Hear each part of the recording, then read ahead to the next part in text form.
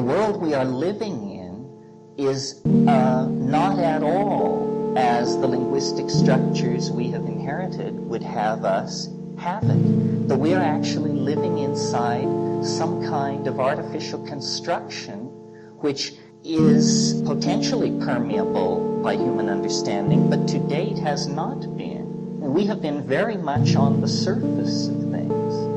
The question that I raise constantly with myself, and it's interesting to talk about it with other people then, is, just what is going on? Just what do you think is going on?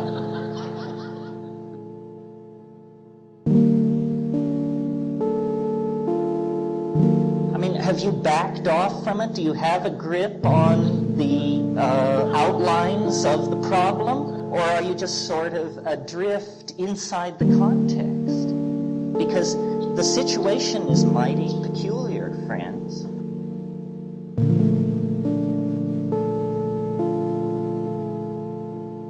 What we have here is a kind of creature made out of information, apparently loose in an environment of meaning, on the surface of a planet.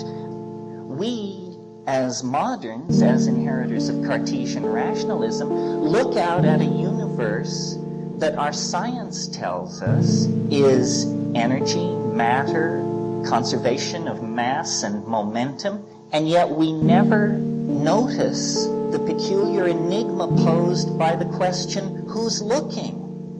Who's looking? How is it possible that the coextensive continuum of apparent being is coordinated inside organism into an experience of ongoing becoming with which we have some kind of identification? This is very weird. It should provoke more comment than it is.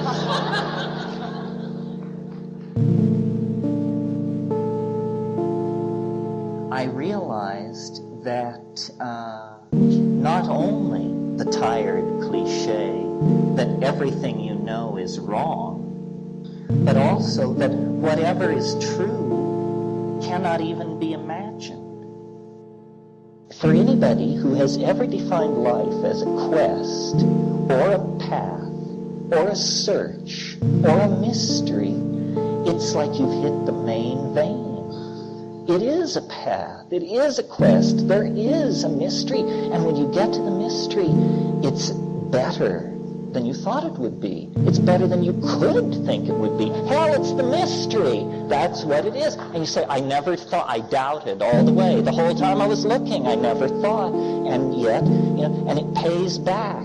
And you don't have to sign up with the rattlesnake people and the men who wear dresses and all this clergy and dogma and malarkey. That isn't it, The mystery is real. It can take the heat. Can you? That's the question.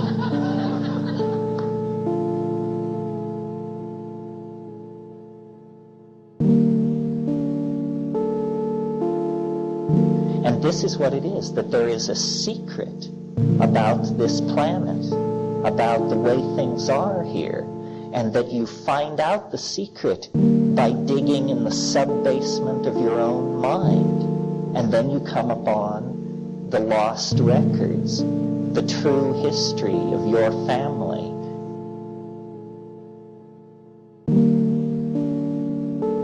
History is a magical invocation, and at the end of that invocation, if it is correctly done, all boundaries will dissolve into the stone, the lapis, a transdimensional vehicle that can move through space and time, that is the collectivity of all human souls, free at last in what William Blake called the divine imagination.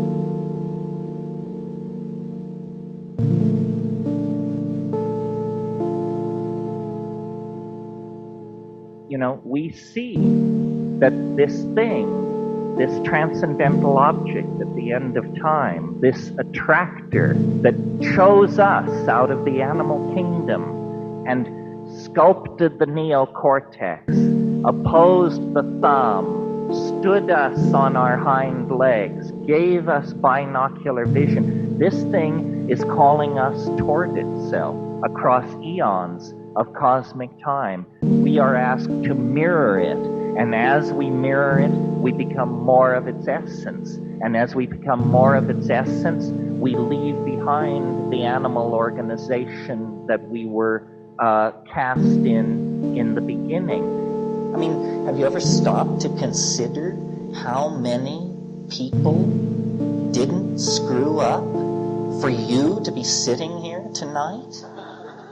You know, your ancestors, how many times there were opportunities for, you know, the saber-toothed tiger to strike back, or the hunt to fail, or the fever to sweep through, or the breast to go dry, or how many times were there opportunities that somebody had their eye on the ball, somebody paid attention?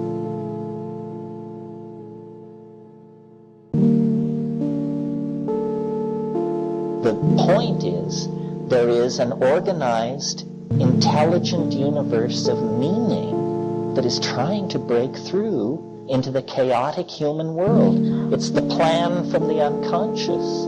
And we are frozen, twisted. It's been a long, rough ride. We can hardly see straight. And yet, you know, we need to back down, step aside, and surrender. And the voices are being heard. We know what needs to be done. It's that ideology must be abandoned. Nature must be served. The future must be served. I mean, these are hardly